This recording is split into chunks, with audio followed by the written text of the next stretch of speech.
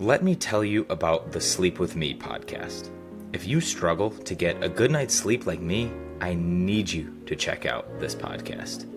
Each episode is crafted to help you unwind, featuring gentle storytelling designed to ease your mind and guide you into restful slumber. I kid you not, whenever I'm anxious in bed at night, I turn it on, and before I know it, it's morning, and I'm as refreshed as I've ever been. I am not sure how it works, but trust me when I tell you, it does. So, join me and thousands of others who have turned restless nights into peaceful sleep with the help of the Sleep With Me podcast.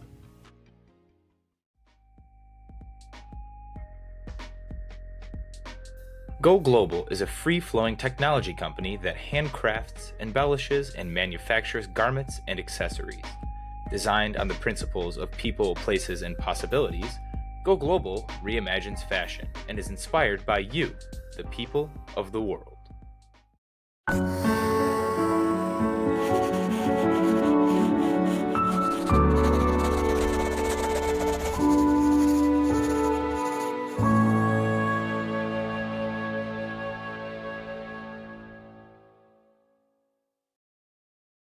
Hello, beautiful people. Welcome back to another episode of the Make Mental podcast. Once again, another wonderful guest. We have on a business owner, mentor, an inspirer, a leadership development facilitator, a consultant, a vice president of podcast production, which we'll get into, and the former assistant director of leadership development for the NCAA, Sable Lee. A long time coming. Thank you so much for willing to come on and share your story with the Make Mental podcast. No problem. I will continue to say this throughout the episode, but I'm very proud of you. I remember the first time we met via email, and then also just through programs and just seeing you grow and blossom and walk in your purpose. So for me to come on here is full circle, and I'm ready to get started. Yes. So first email was quite the email. I've referenced it in other episodes, but this is the gracious human being who taught me a very valuable lesson in the world of business and just emails in general, right? This is the person that I called Mr. Lee, and her name is Sable Lee. I'm still trying to figure out how the heck that happened, but I don't know. I laugh now, but you have to imagine 3 years ago me in the middle of my mental health journey, excited to come to my first ever NCAA convention, pumped up, ready to go, think I'm sending the right email, like, hey, I'm so excited to meet you, like, thanks for all you do, but I call you Mr. Lee, and your pronouns were right underneath. You know, why were you so gracious? Well, so here's the other side of the coin, the other side of the story. I was faced with a number of potential lessons I could teach students and student athletes often. And some of those just were like, hey, read your emails, right? And in some cases, they were like this. And so for me, I always tried to say, man, this student athlete, and especially for you, I could tell you were excited and you were bought into the program before you even arrived. And I was always on a seesaw of, do I say something or do I just let it slide? And for me, feedback is information, and it also could be a form of a love language, right? Like I love being able to teach student athletes lessons in life. And part of that is, hey, I know now you probably look at those types of things in details. And for me, I forgot about it until you brought it up and you apologized in person again. But for me, I always chose to gracefully teach and gracefully lead. And that's a part of my philosophy and mission, because I hope someone else extends the grace for me, but also keeps it real for me too, because people being my truth tellers in my life, which I'm sure we'll get to, is the reason why I've gotten here today. So if I can be a truth teller to someone else with love and coming from a genuine place, then I'll do that every time. Yeah, that's awesome. And I think the same thing goes for me when I felt the need to apologize in person. I'm a firm believer of like, look, everyone makes mistakes. Mm-hmm. If someone's going to be gracious enough to help me, not just like beat me down, or like if I didn't do that, I probably wouldn't be checking for pronouns and emails today if you didn't bring it up. Yeah. Like I can't say I wouldn't or I would, but now I know I definitely do. So I wanted to make it a point to come up to you in person, like, hey, like, because for people that are kind of like out of context here, I know all my career in sport form people know exactly what goes on and the power of presence and like just like making an impact, right?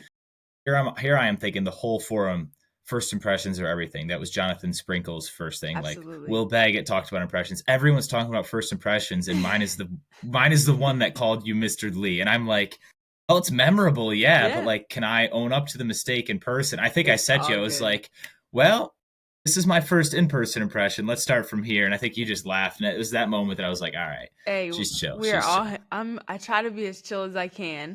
I'm direct, but, we're here. Look at us now and look at you now. What's So, that balance? What's that balance like for you of kind of seesawing between directness and just forgiveness oh my almost? Can gosh. they go hand in hand? Yes.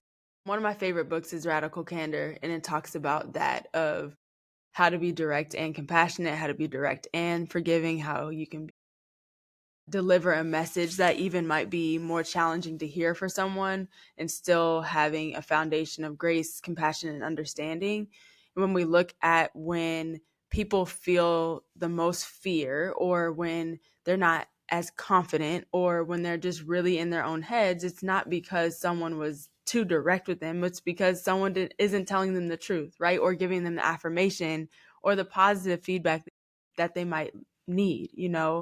And so for me, it's been a journey. I have did not always start, and I'm still not perfect in it, especially with personal life and in my day to day. But I've had my journey. I think with my authenticity directly correlates with my ability to be direct and compassionate. Direct and from a standpoint of I'm being direct because I love your development. I'm being direct because I love being a part of your journey. And I can also not be direct and have a good time and be authentic, and we can go out and just be human beings. And so I think it's very important for authenticity, like someone's journey in that. The more authentic you are in your professional journey, I think the more you can figure out how to do that. I mean, it's no strange reason you're a leadership development person. I mean, that right there is it in a nutshell, right? How can you bring the best out of people without losing yourself? How can you Right. teach people that it's okay to make mistakes, but also remind them like, hey, these mistakes are avoidable if you really practice at it. Right. Like you kind of take tough lessons and figure out if it needs to be thrown in the face of the learner or if Hmm. it needs to be something that the learner figures out For themselves. themselves. Yep. I'm curious. Oh, go ahead if you have something No, to add I in. think you were leading to it. Go ahead. Okay, I'm curious for you when we talk about your journey is I guess primarily a leadership development professional as I kind of went through your LinkedIn timeline. Hmm. Was learning something when you were growing up, was it direct and in your face? Was Mm. I'm talking about learning itself, or was it something that your parents believed like, hey, let's let her learn through experience? Yeah. What was that like in your childhood? That's such a good question. I think it was both. I think I come from a household of not necessarily directness. I wouldn't necessarily use that word. And it's more so I've been instilled in me, my parents instilled honesty. I can remember back in a time if you asked me, say, well, what's the most trouble you've ever been in? Like as a kid, like that one time when I'm a daddy's girl. Like my dad and I are super close. I'm really close with my mom. I'm really close with my whole family, really. But I didn't get in a lot of trouble at a young age, but there's times, kids get in trouble, they get into things. And there's just times where you mess up, the ball went into your Mm, neighbor's window and you got a slap on the wrist and you got told not to do that again. But I can remember the time that I got in the most trouble, and it was when I wasn't honest. And in fourth grade, you had to get your planner signed when you got your homework done. And I was signing my parents' signatures like, yep, it's cool. They both had the same initials. Hey, mhm. I had the whole system checked out. And my parents, that's probably the most they were disappointed in me. Like, I'll never, ever forget that. And so I don't necessarily think it's so much about directness. I think it's about honesty. And I know the pivotal moments in my leadership and my professional journey has been the times where I first have had to be honest with myself. And I first had to be honest with myself. And that's where grace comes in. That's where humbleness comes in. That's where, man, I don't get it all right all the time. So I can't expect those who I'm leading to get it right all the time.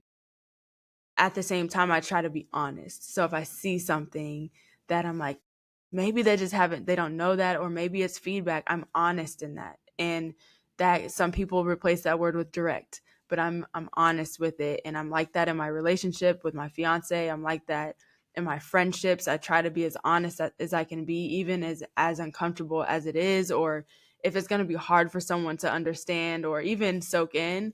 Honesty is a core value. And so I'm not gonna sit here and be like, "Oh yeah, Kayla, I'm Mr. Lee." Like Caleb, excuse me. Oh yeah, Caleb. Now here I am messing up your name. But yeah, Caleb. Yeah, I'm Mr. Lee. Like, no, that's not honest. My name is Sable, and so I think it's honesty. And then sport really taught me the power of leadership and being direct and holding people accountable. And what happens when you don't hold people accountable or when they're in an environment where they aren't being held accountable. I'm now in my 30s and I see some people that I've played with in the past that I saw that they were in an environment where they weren't held accountable, and I see the challenges that they've gone through in their life. So, I think sport is the best vehicle for life lessons. And just growing up playing a lot of sports. I played 4 sports in high school. I was always involved. I couldn't sit down, Caleb. I was involved in way too much. Probably still am, per my LinkedIn, right? But sport from a young age taught me a lot about leadership, a lot about character, and going into college, being a student athlete, playing softball, just looking at the examples of even people being direct with me and things that I did not want to hear, but I needed to hear. And it's a result for the product that you see today. So I do my best. I'm not perfect at it. I definitely can think of recent times where I'm like, I need to be honest. That's my core value. And there's that friction internally. So honesty is a huge piece, and some people like to call it direct. Very well said. I appreciate that. And I think before we go any further, congratulations is in order for Thank you and you. your I fiance. appreciate it. Enjoy the celebration. I've been attending a lot of weddings lately, getting out of the cold New York weather. So I'm very jealous Yeah. Come on of down to the people that South live down whenever you south. want. But We got a guest we're room here in working our way Charlotte. that So direction. We're working our way that direction. It's funny that you say that because that is about as south as me and the person I am dating would like to go at some point. yeah. Fingers crossed. But I digress. Back to you. I do this. I'll go on these little side I'm tangents, here and for people will it. just be like, I'll go right "Caleb, along what are with you you doing?" But too. Here we go. that's how my brain works, right? I'm not going to apologize for Let's being go. me. So here we are. At least not right now. At some point in my journey, I would have apologized for being me, but I'm Don't do here to it. stay. So, Nope. but I on that sense, I think a lot of what I heard from you, and at least the stories you're mentioning from your earlier life here, although you're still in early life, that was a Thank stupid you. comment. Yeah, I appreciate it. I Your know. childhood. Thank you.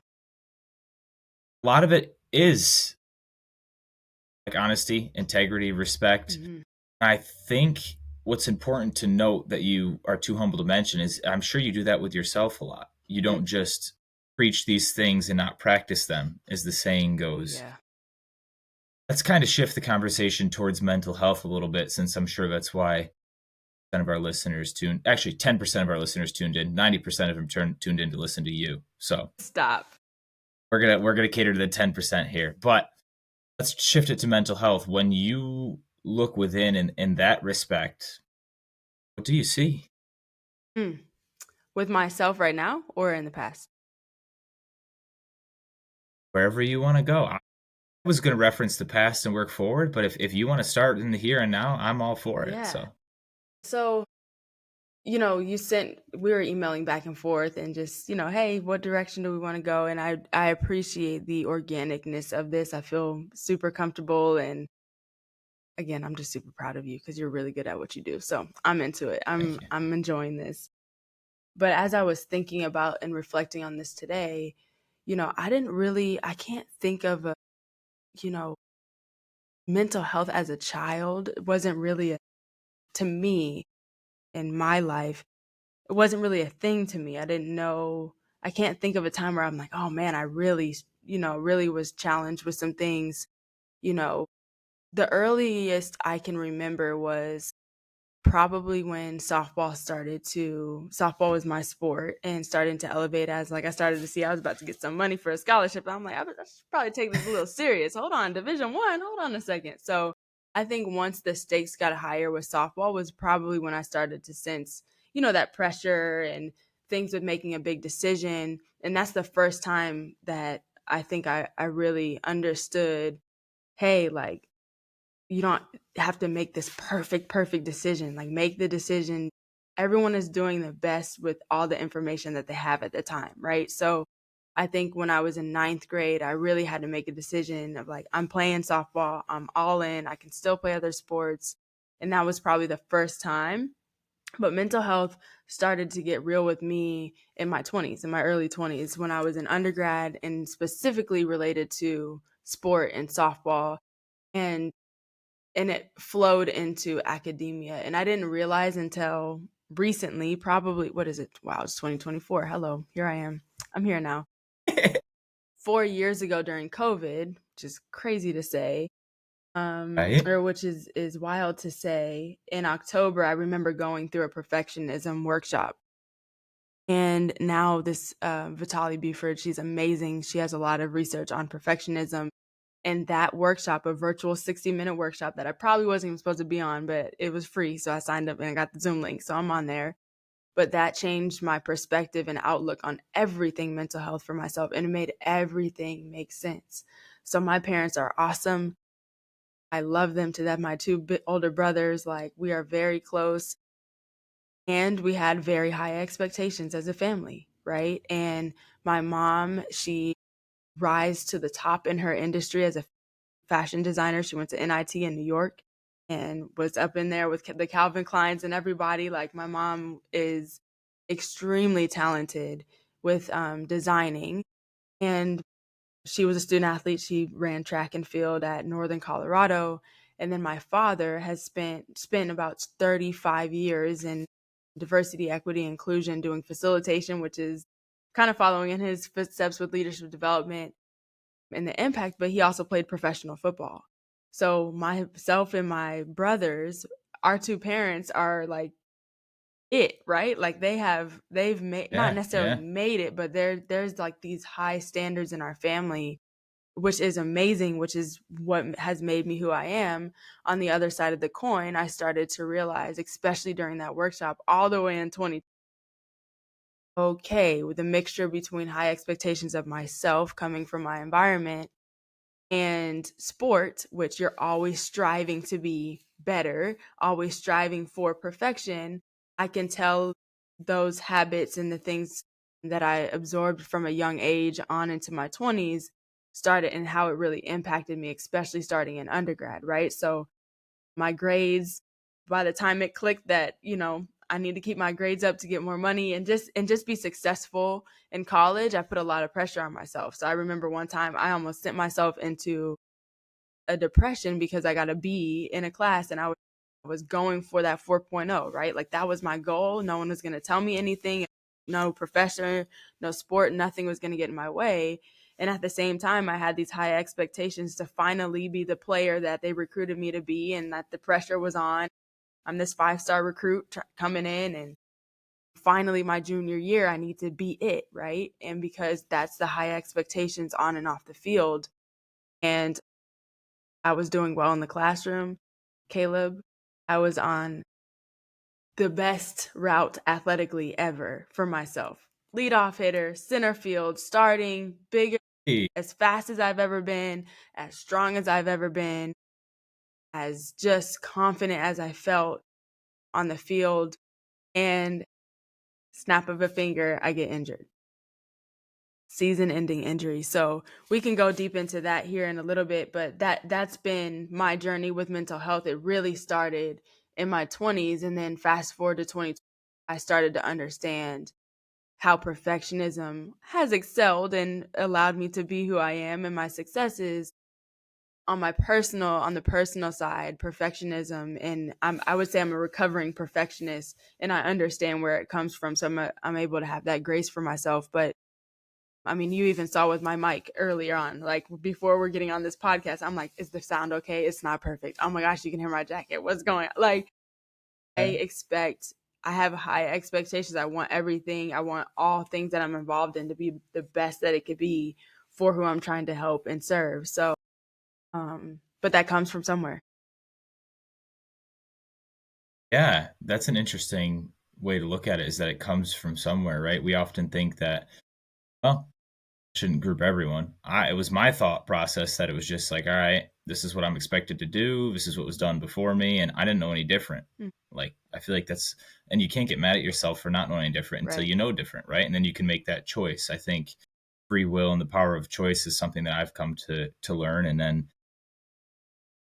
you have to live with the choices you make, whether Yes. you believe they're right or wrong. I'm a firm believer of, you make the choice, then you make the choice right. Like, there are no wrong choices. Hmm. Obviously, that's very hypothetical. There is such thing as wrong choices, but you can mitigate that decision.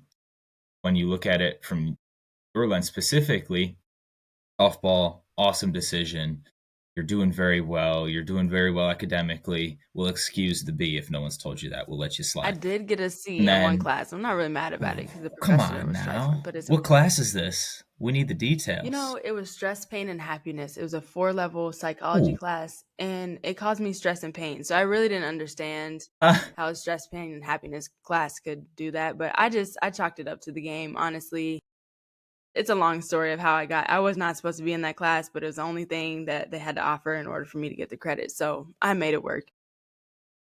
I let that one go. that sounds like a class that you have to want to be in.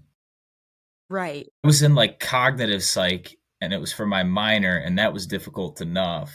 So I'm I just just feel like, like they told me, they're like, "It's not gonna be that bad. You learn how to meditate, you learn the power of, like, being and zen and your amygdala and everything." I'm like, "You know, you can meditate in class. It's probably good for my stress and anxiety. That's great." And then I got in there and it was like the limbic system and and I was like, "Okay, this is I'm in way you're over like, my let me just head. get this. Let me just pass this one Let's here. get Let it. I me just gotta pass."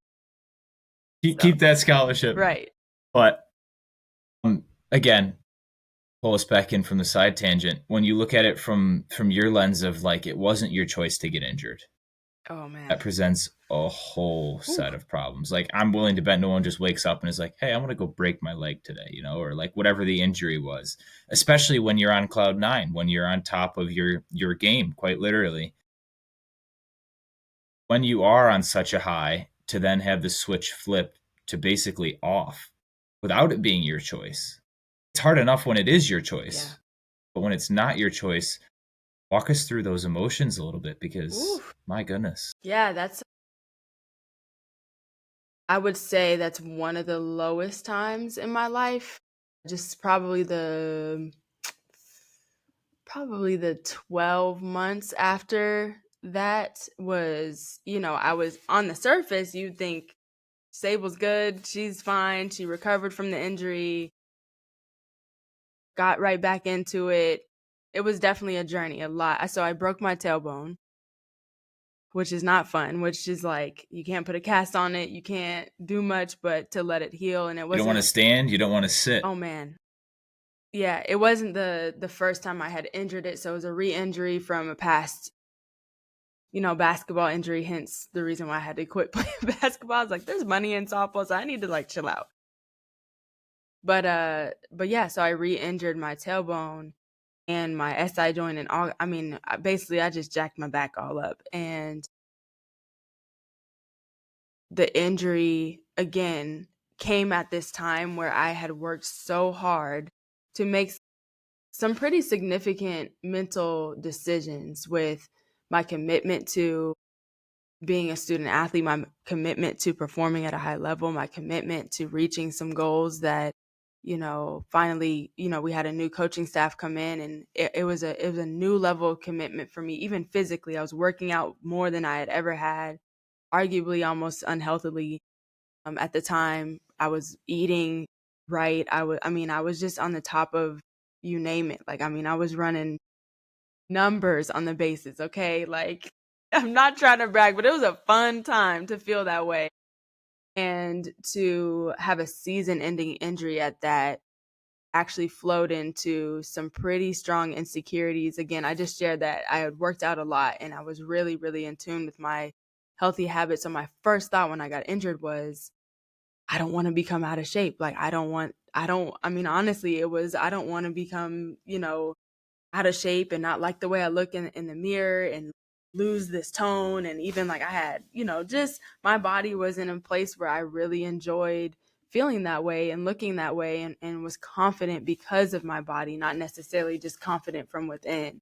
So because of that, I developed pretty strong eating disorder that got worse throughout my senior year. So that was junior year. I got injured. I developed an eating disorder and just really hyper focused on getting back to that athlete that I felt before I got injured. But really what I was doing to myself, I was really harming my health, right? And so my iron was dropping.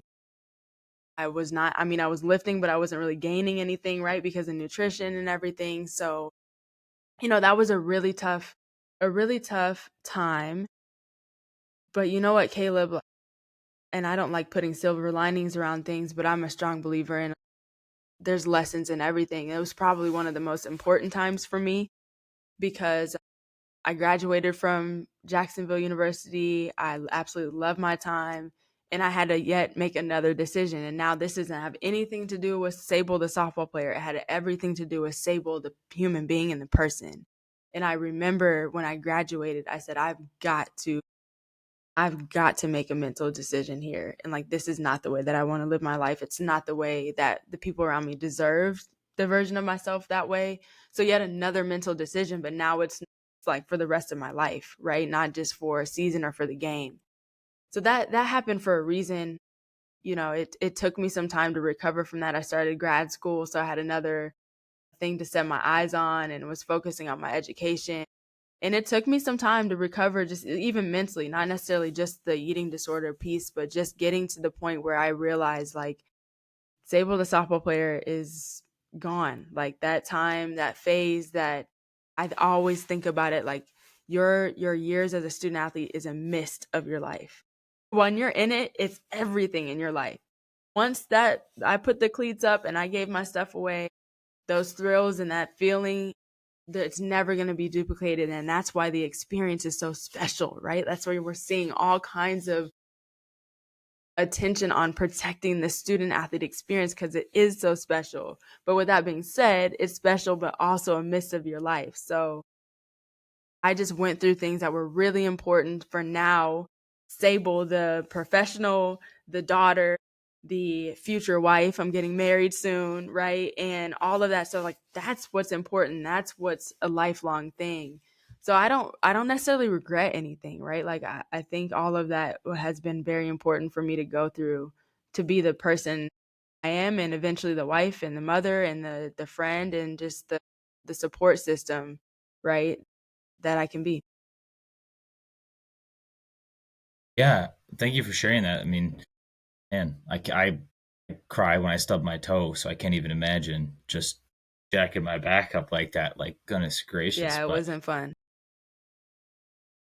I appreciate the fact that you said like it's just a small portion of your life because when you're in it, like you said, and Mhm. even me being a couple years removed, like I'm still coaching to feel that way. Yeah, I'm still playing at a different level to feel it's that way. real, Like Caleb. I'm fortunate enough to have those opportunities, but like even those spots are limited. And you think of the number of coaches on your team versus the number of players on your team, there's less coaches than there are players, chances are. I So it's like resonate with that. I went at into coaching right after grad school, right? Just again yeah. because I had always had my eyes set on it, but I was in it. Like that's genuinely who I was, and in the space where I was like, this is the only space that I can feel like myself. And it's taken, I would say, it took a good 3, 4 years, maybe even 5 years, arguably, to get to finally like accept the acceptance of, okay, this is Sable in quote unquote real life, right? Like this is Sable for the long run. And if you do choose to coach, my own partner, my fiance, he's a coach, right? That's great. That's awesome. But yeah. I just like for people to know that's not all that you can do because that's all that you know. There's a world outside. If you choose to step out and to really feel that, just know honestly, it takes some time to get away from that identity or add to your identity and recognize different identities. And I think we often forget as athletes. I was thinking about this the other day in one of my many long car rides that I find myself in for some reason. It's like a form of therapy for me It sometimes. is. It's just car I rides hope and you my have good thoughts. music too.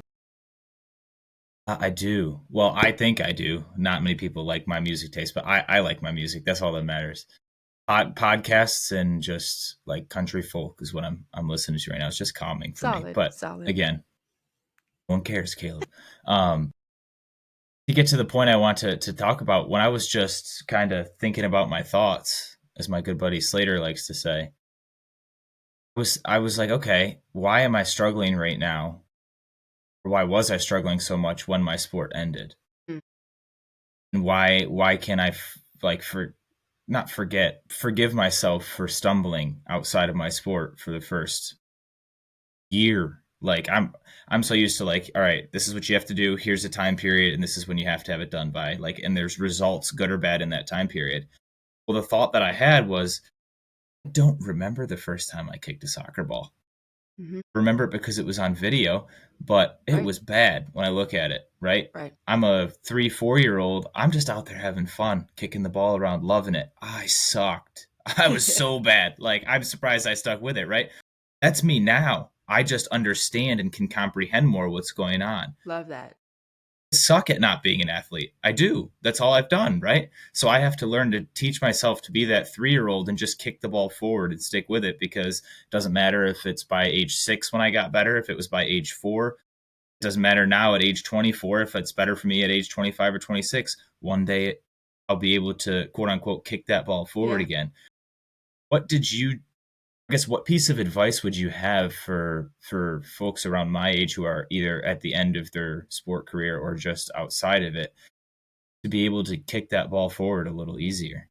Well, I think you play the soundbite that you just said because you just hit the nail on the head there, Caleb. I love that analogy. It's that piece of I always like to say, think about yourself from a third party view, right? Like, I call it Scrooge. I call it the Scrooge, where he's floating above himself yeah, looking at things. That's how I I love that. visualize I it. even think about it as a snow globe, right? If you were to be looking at your Mm. life in a snow globe and you were to put yourself in your situation, all of the things that has come about for you to be in this present moment, how would you be giving yourself advice, right? Like, how would you be understanding the grand scope of things? So really zooming out and putting yourself in the snow globe. And guess what, Caleb?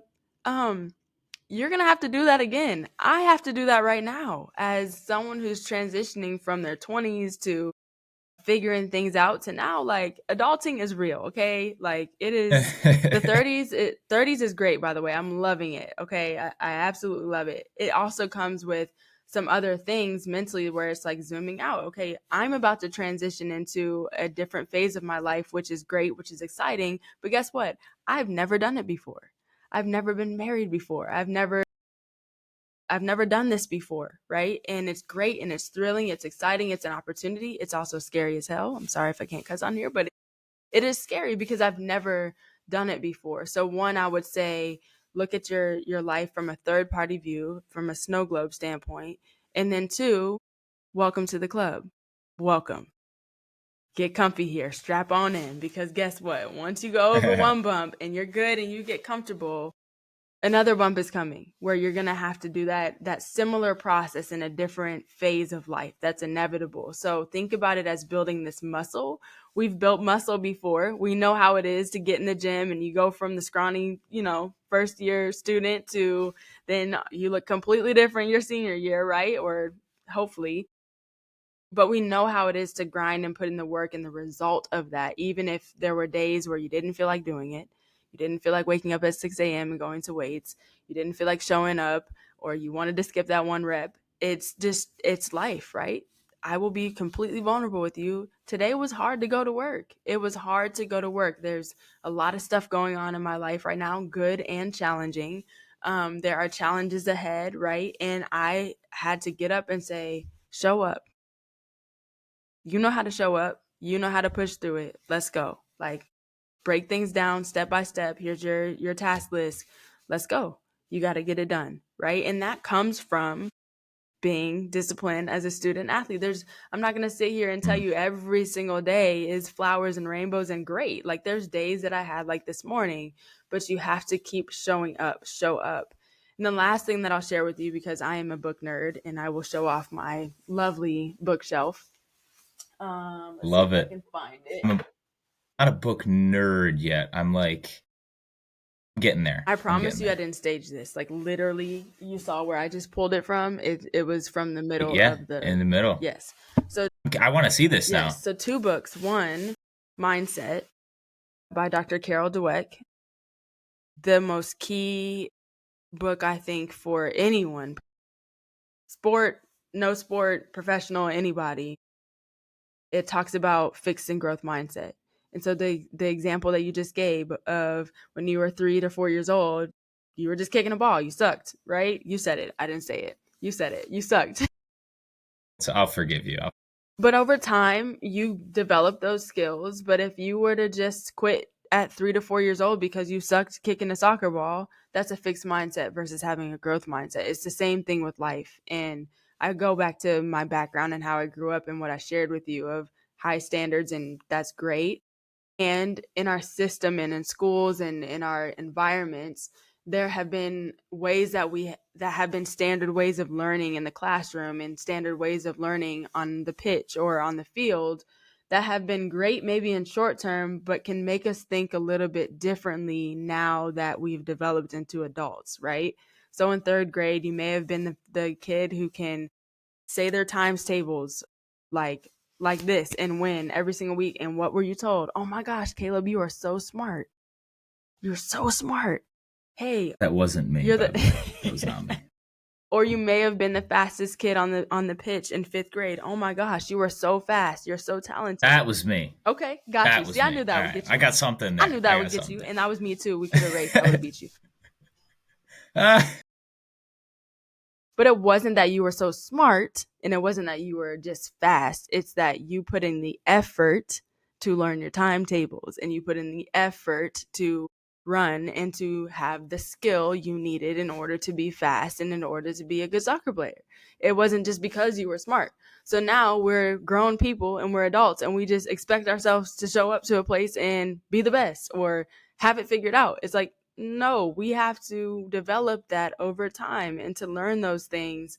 And that's where perfectionism comes into place too, is we don't understand or we don't give ourselves that credit and that snow globe perspective that, oh yeah, I'm a scholarship athlete, or I made it to college and I'm able to play.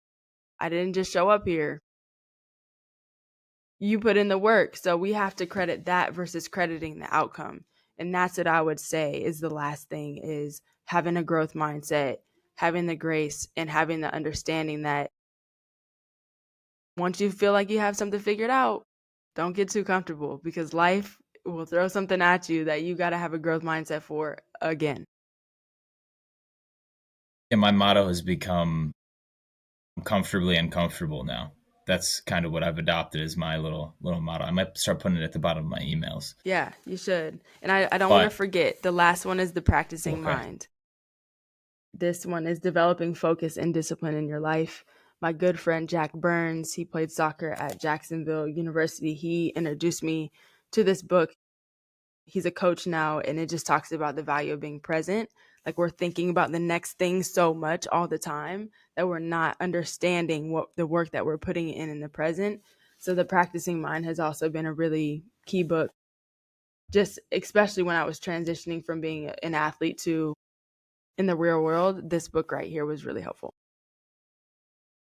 Yeah, I love that. And I can't help but think of the snow globe example or the reference when you said that. I've never thought of that before, but it just Mhm. invokes so many cool thoughts that I can just see now. Like, what is the most beautiful part of a snow globe? When it's shook, Ooh, come right? on now. Like that's all I'm thinking of. Ooh, Like I that's can't good. I can't I'm gonna have to unsee take it. that. I like that. Go for it. I Go like for it. that. I like that. You can like what does he do on The Office? Abraham Lincoln, Michael Scott. You can You can do that with me. No, but I'm being for real. Like when snow globes are meant quite literally built to be shook. But that's when the most beauty happens. I'm not saying you have to go around like purposefully having those shook moments in air quotes for my listeners in your life, but just notice when you're in them, can you say, okay, why? What is going on right now that is causing the snow in my life? But snow is also beautiful, Mhm. but too much snow is a pain in the ass to shovel. Yeah. So figure it out before you have too much snow to shovel. Like that's all that came to my And if it mind when you snows had too long, that it's snow globe reference. right. But here's the thing: we never know when it's gonna settle. We never know when it's Hmm. going to slow down or to You might have to stop hunker or down with your blankets for a listen, while. we could keep going. I love that. I absolutely love that. But you don't and you might not understand why for years or for decades. I mean, there's things that happen Forever. or ever. Yes, or ever. And for me personally, I'm a spiritual believer and I believe that everything happens for a reason. Like there's purpose on my life. But from a standpoint of understanding not only why things happen, but what the purpose is for it. This conversation right here, if this makes it the things that I've gone through worth it. Because if I've said something in this time on this podcast that has helped one person, I will take that any day. I will take what I went through to help one person any day. And and that's what keeps me going. You know what? And I pray like, Lord, I don't know why and I don't know but I believe that it is for a reason, right? And so for those who might not, be believers and everything, it could be from a standpoint of being like this thing that you're going through is going to be significant for you and even someone that you love or that you care about, or a story you're able to tell that changes someone's life. To me, that makes it worth it. That makes the snow falling a little bit longer than I would like, right? Worth it, or just things just being challenging. So,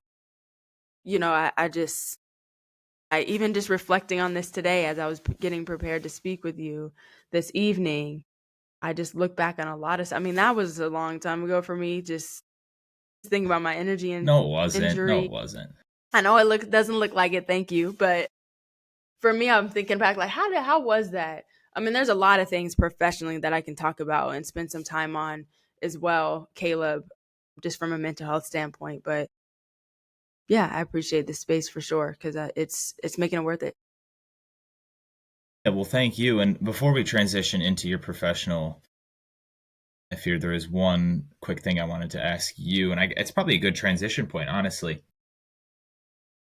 You talked about saying one thing that would make it worth it for you to come on and just it would bring you so much joy if someone just took one little thing, one little sentence out of what you've had to share and your experiences, and it makes it all worth it. When you were in that moment of need, when you were really feeling, for I say a lack of better analogy, but that's a pretty damn good one.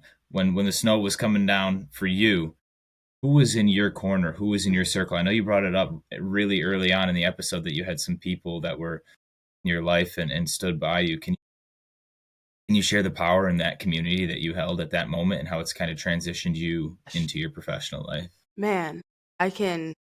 There's too many to name. I've been graced with a support system that is unmatched, honestly. And I would say my teammate, our senior class was really close. All of us were just going through some stuff, and we're still close to this day. So I would say them, Taylor, Emily, Adrian, and Victoria. They were. I think we all knew what each other was going through, and we were there for each other as much as we had in the tank, and they kept me going during that time. But from the big picture standpoint, my coaches and just people who just didn't give, I mean, people who just saw me for all the other things, right? And just reminded Mm. me, even for the things that I was able to do on campus and the leadership that I was doing on campus, just reminded me of like, that's important. And I think moving as we transition into, after student athlete and his professional life, when I was actually transitioning out of being a coach. So I spent one season at Marshall University coaching softball. The coach that I played for my last 2 years gave me an opportunity to come up there and to help her and to coach, which continually grateful for. It just turned out that that was not the right path for me, which is great. Obviously, I would not be in front of you today without that decision. But Caleb, that was really hard because going back to our conversation, my identity was still tied up with softball at that moment. So I knew my heart was telling me it's time to take a leap of faith and go into leadership development and student athlete development, which ultimately I ended up at Texas Tech. But the time between coaching and landing a job within student athlete development it was a huge internal battle for me. And I remember mentally being such in a place where I was so scared to make the wrong decision. I was so scared to disappoint the people who had put their all into teaching me how to be the best coach. Like, what are they going to think if I stop coaching? I'm going to disappoint, Coach Smith. I'm going to disappoint this person. And a lot of people have put time in me, and those people this and those people that. And I was literally thinking about everybody else other than myself, to the point where, making a decision, the most simple decision was paralysis by analysis. I remember having my first ever apartment, and this was before I had landed at Texas Tech. And I remember having to decide about just like furniture during that time. Like, I didn't know what I wanted because I didn't know how to furnish an apartment. I just wanted to play softball. Like, I was just wanting to be at the field, but like, hello, you have to live. So I remember Like a beanbag chair and a bar stool is good listen, enough for our like, college give me a house. little TV over here. I'll just plug in an HDMI cord so I can watch the film and I'm fine. My mom was like, absolutely not. Her being a designer, she was like, no. There we go. So I remember walking in IKEA with my mom, and she was trying to help me make a decision. She's trying to help me, she was helping me financially. And she's like, don't worry about the money. Just get what you want. And she kept saying this, get what you want. Sable, get what you want. And I remember breaking down in IKEA, and I looked at her and I said, I don't know what I want. I don't even know where to start. What if I get this couch and it doesn't fit? What if I get this couch and I don't like it? What if I mean, my mind was so consumed in, I have no idea who I am. I don't know what I want, and I don't want to make the wrong choice. And I remember her looking at me in my soul in IKEA, when give me that mama look. And she was like, Sable, you can always change your mind. The decision that you're making today is not that it doesn't have to define the rest of your life. You're not going to have this couch for the rest of your life. If in 6 months you're like, I hate this dang thing, then sell it on Facebook Marketplace and get another one. Like, she literally was just, Caleb, I was in that phase, and I'll never ever forget that. That was one of the most important conversations from my mom. And I'll send her this episode. I don't know if she knows how significant that was, but in my life, when I've just been twirled with decisions or I'm stressed, I always go back to that moment of, make the best decision with what you have right now. And that's what you got. And you rock with it. And if it doesn't work out, then you figure it out and it's going to be okay. And so I would say my mom, my dad and I are really, really close. But that moment with my mom in that time of my life, she really, really, that moment for me, I'll never forget. And that her voice and those words play in my head, even as an adult in my 30s, of making some huge decisions for me and my family. I'm going to make the best decision with what I have, with the information that I have right now. And that's the only thing that I can control. Yeah, I love that. And that does translate perfectly into a professional career, into being the best version of yourself that you can be, even outside of like, and during your free time. Mm-hmm. Cause that's something we have now when we're done with sports. That's a weird thing. Free Free time time? is I was like, 5 o'clock? What is this? What's happening? yeah, right. I Okay, say that fine. I've been working since 8 o'clock this morning, Right. but that's how I chose to fill my free time, right? With this, because it brings me joy. It fills my cup. Like, some people like to play video games. Some people like to read. Some people like to walk. Like, sharing this conversation with people such as yourself fills my cup. And I know it fills so many others. Why does leadership development and teaching others how to be the best version of themselves so that they can teach others how to be the best version of themselves fill your cup? Ugh. Whew.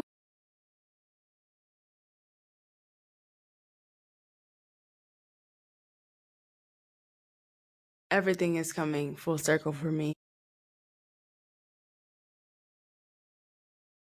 I witnessed growing up my father literally impacting someone so deeply that it changed their life, like the course of their life. And for him, he's being himself. He is walking in his purpose. He is walking in his gift. Like, if you meet my dad, you're like, that man is cool. I'm not gonna tell him. I'm not gonna say he's cool because then that'll pump up his head if he listens to this. But he, people like him. But professionally, his gift for touching people's hearts and really understanding the power of touching, like educating, but touching people's hearts, which I think gets mixed up in my world with leadership development, talent development, and learning and development. You have your outcomes, and you got to think about your metrics, and you have to think about, and all of those things are very important.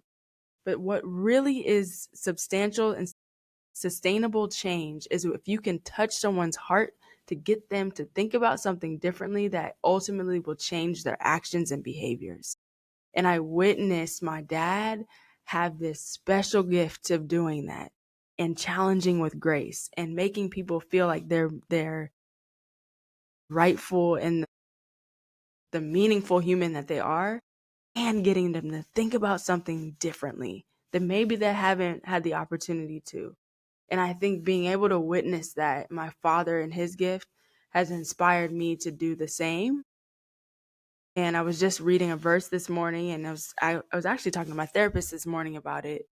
And she said, I will read this. It is crazy. I promise you I'm not staging things, Caleb. I promise you I'm not staging. Oh, this is perfect. We love it all around here. A woman who walks in her purpose doesn't have to chase opportunities. Her light causes people and opportunities to pursue her. And that's what I think it is for me, is Say that just, one more time. Say that one more I time. got you. A woman who walks in her purpose doesn't have to chase opportunities. Her light causes people and opportunities to pursue her. And that is my goal. That's why I do what I do, is because I let my God, and that's what I believe in, but I let my light and my gift go. And when I try to control it, or when I overthink, and when I'm too anxious, when I'm stressed out, when I'm letting the fear of other people's thoughts, opinions, and everything, that is guarding my gift and my ability to do what I do. But it's when I'm just free and I know I've done the preparation work, I know I've educated myself, and I also am very understanding that my story and the things that I've gone through is to help somebody. Then that's what I do. And I witnessed my father do that at such an amazing level, especially just using his gift of playing football at the highest level in the NFL, and then being able to use that influence for change and for good, and using sport for the power of sport and using it as a vehicle of change. It just inspired me to do the same. And now I get the opportunity to do it in sport and do it from a corporate standpoint. And it's just one of those things where every time I'm in front of people and I just get the opportunity to allow them to pour into themselves and to invest in themselves, which a lot of people don't get that opportunity to do. That's it for me. That's what keeps me going. That's my why. And I'm just so grateful um, that I've been able to do that, and lead in the background, and challenge in the background, and be, honest in the background, but also have this gift and light that I'm confident in, and I'm embracing it. Yeah, and I mean, anyone listening to this episode, but especially watching, can just see the joy it brings you to talk about this topic. So Yeah. clearly, your reason why is whether you think it's the right choice sometimes or not, and the hectic schedules and the Yeah. craziness and the why am I doing this? No one's listening to me. All that. No, it's worth it. And I think Thank you. as I was listening, I couldn't help but notice like there was a moment where you stopped walking in someone else's shoes and then just started walking in your own. And I think that might have been when the injury happened. And I truly believe that. And I think you've hinted at it a few times. I don't think you've explicitly said it, but like you had such big expectations to live up to. Athletics seemed like the most feasible route. You were Mhm. doing really well. You're doing all this. All of a sudden, it wasn't so feasible when you didn't have a back, Right. quite literally. Literally. So No back, no back. you were forced to sit Yes. with the other versions of yourself that so Yes. many of us There don't get you to go. experience until after That's our deep. athletic career.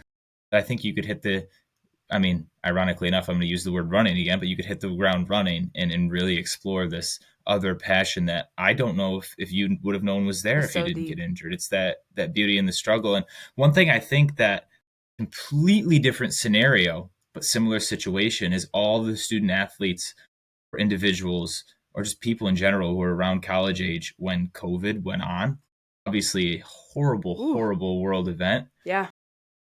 Sports were on pause for us in the United States. We were forced to sit with ourselves, some of us quite literally alone in our room with Yep. ourselves before our sport The was gone. country And that's, had to. yeah, we all had to do it again. We all had to get comfortably uncomfortable and figure out if we were going to lay down for 6 hours, figure out if we were going to Right? smell our coffee or if we were going to lose our scent if we caught COVID. Like this, all this unknown.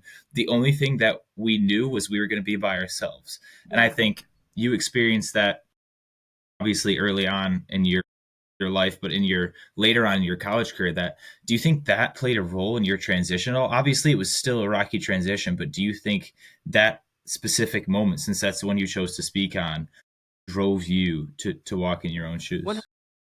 the piece that I didn't share, and this goes into post injury, is my so I come back my so I get injured my junior year. I come back my senior year. I heal enough to become the starter again. I never went back to that player that I was before I was injured, but I heal enough to get back on the field again, be a starter. And then towards the middle of this, maybe at the beginning of the season, middle of the season, my coach said, "Hey, we're working on being able to get you a red shirt. So sit tight, working with compliance, seeing the percentage of games that you played, seeing, what we can do." Cause it was pretty early on in the season that I got injured at conference play hadn't started. So she said, "We're going to put in on this work to make sure that you can get a year back." And so a couple weeks went by and she called me into her office and she said, "Hey, I realized that I didn't ask you, like, is that what you want?" And I had at the same time been invited to apply for my dream graduate program, UCF DeVos program, which is ultimately what I chose to do. And Caleb, I forfeited my extra year of eligibility to go to grad school. And the reason why I did that is because during the time that I was injured, one, well, first of all, my body was like, "Yes, sis, we done. We had a labor and tear. We broke Relate our there. back. I can Like, relate I'm there. gonna need you to move on." But mentally, I was like, I got a taste of the world outside of the sport, right? And at the time, I was volunteering downtown Jacksonville because we were hosting like NCAA basketball games. I was sport business club. Like I was getting this taste of a different world. So absolutely, I think that time was significant. Um, and fortunately and unfortunately started the realization a little bit earlier. But to fast forward and to back up in our conversation, I talked about the journey to authenticity. And this is where my professional track really has taught me the journey to being authentic and the power of authenticity. After I coached, I went to Texas Tech and now I'm in administration. I'm doing student athlete development. I did that at Clemson as well, and ultimately obviously ended up at the NCAA, as you mentioned. Between those three stops was a journey to being Sable Lee, right? The new version of Sable Lee. And it was not pretty at first. I mean, I will shout out Lamar Pottinger, who is my mentor since I was my student athlete days. He's hired me. He We is appreciate that man's smile for a Ooh, second. here, don't pump up his head. That man He all has the right. biggest smile. He does. I'm He just telling does. you, I'll be scrolling and I'm like, wait a And it's minute. I know that genuine. smile. And I go back and Yep, like, but but sorry, go ahead. I just, that smile is somebody who has had a similar journey to being his authentic self and being the leader that he is today. He's one of the best leaders that we see. I will put money on that. He's one of the best leaders if not the best leader that I've ever had, right? And the reason why he's able to walk around with that joy that you feel and that you see is because it's authentic and he is walking in his purpose. And I have had a similar journey to that, but it doesn't always look pretty. Like behind the scenes, it is, you have the moments where you're like, what are my values? What's going on right now? Who am I? And you have like these ego bursts and why am I upset about this? And why now I have my first GA, my first graduate assistant or my first intern that's under my wing, and I have extremely high expectations on them, and now under me they're anxious and they're stressed. I had to understand, to walk that back and to understand, how do I be honest, direct, and compassionate and respect the journey that they're on too. But before I could understand that, I have to understand mine.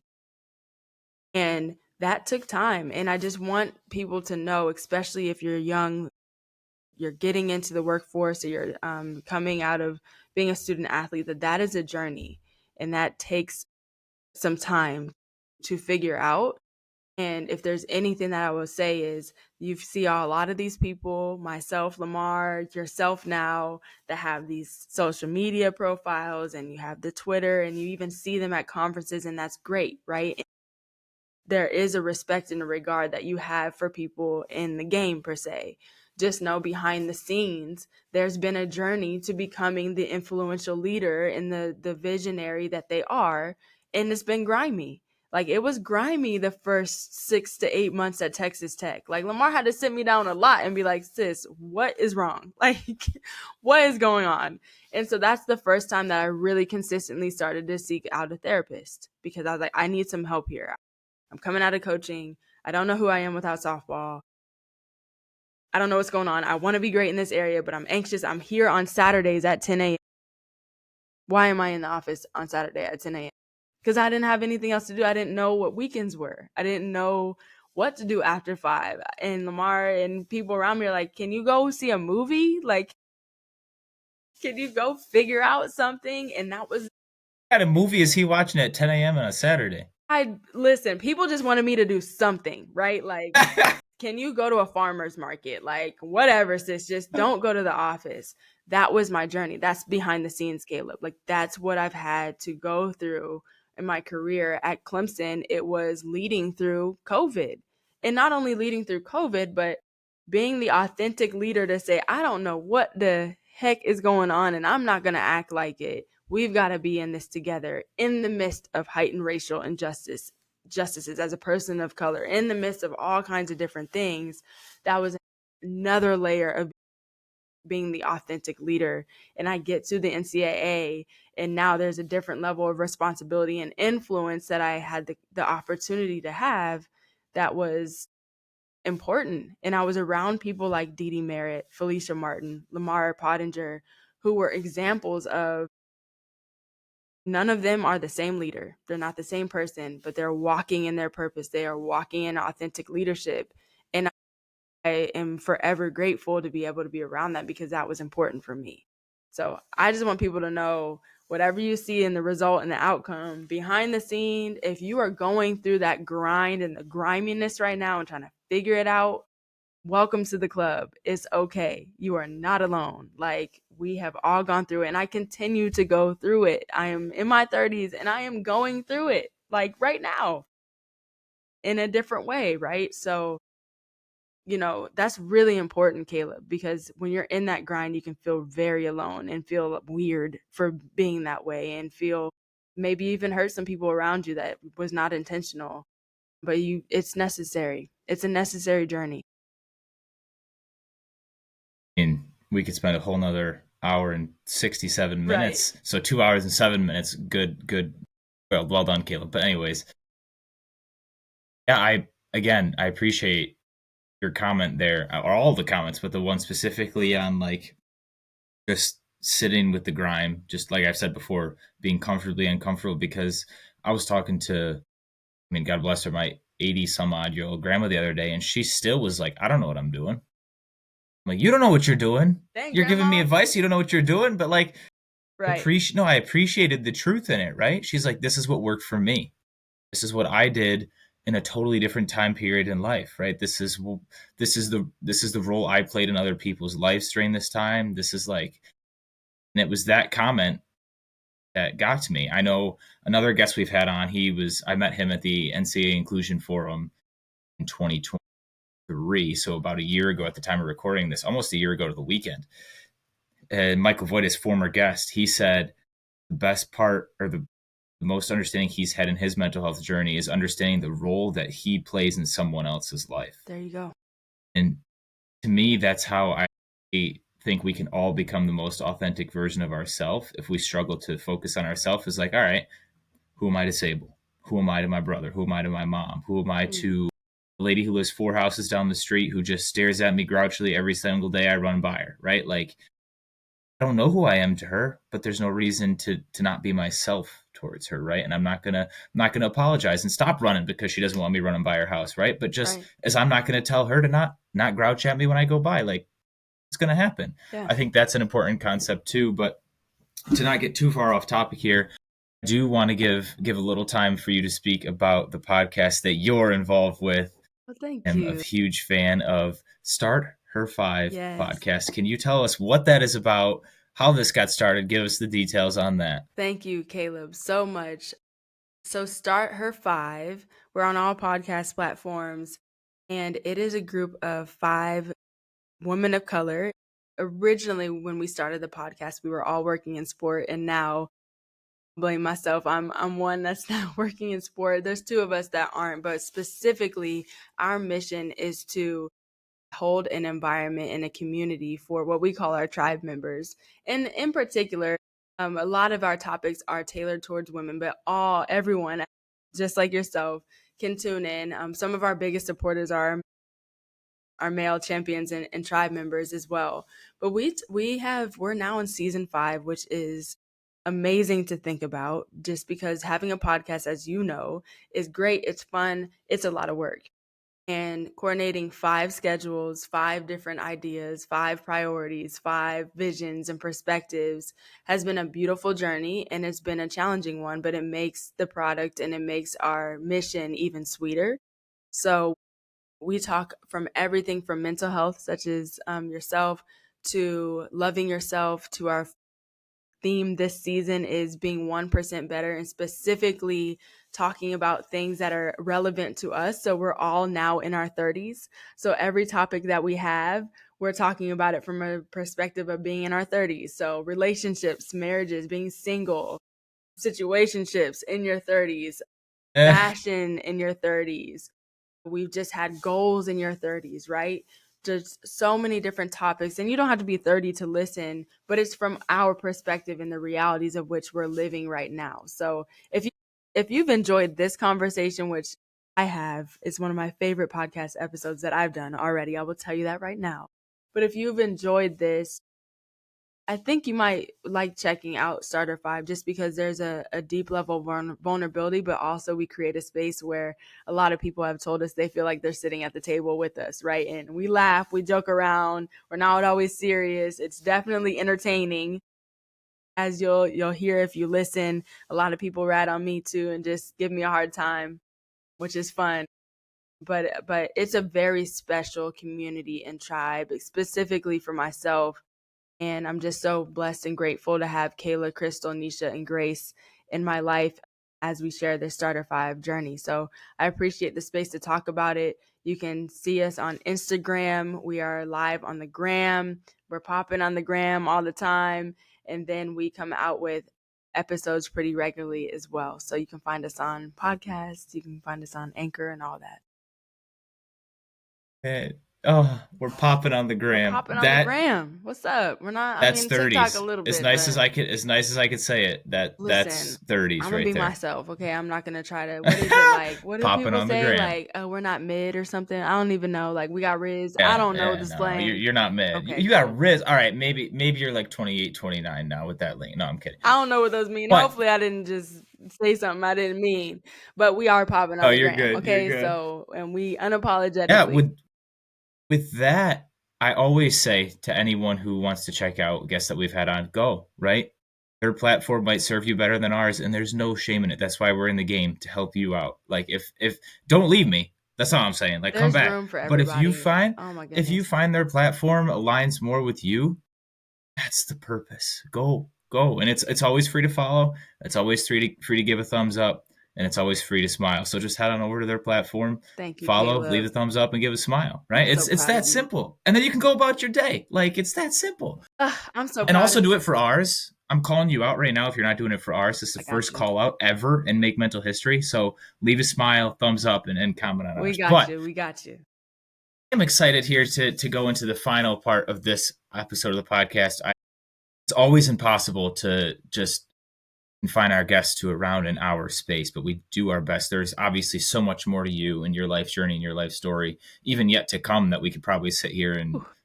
have you on again. But Yes.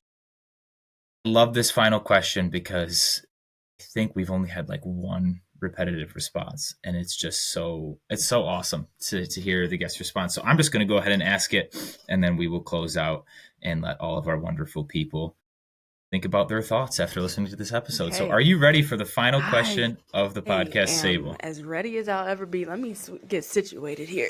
All right. You're I'm not going to be ready. able to pull one of the books from behind you. You're not going Ah, to get one of your lists. This is a right off all the... right. All right. Oh, I'm here. here we go. If someone has listened to the episode this long and you think they need a hug, who would you give your hug to? And then maybe why, if you're feeling like telling us why.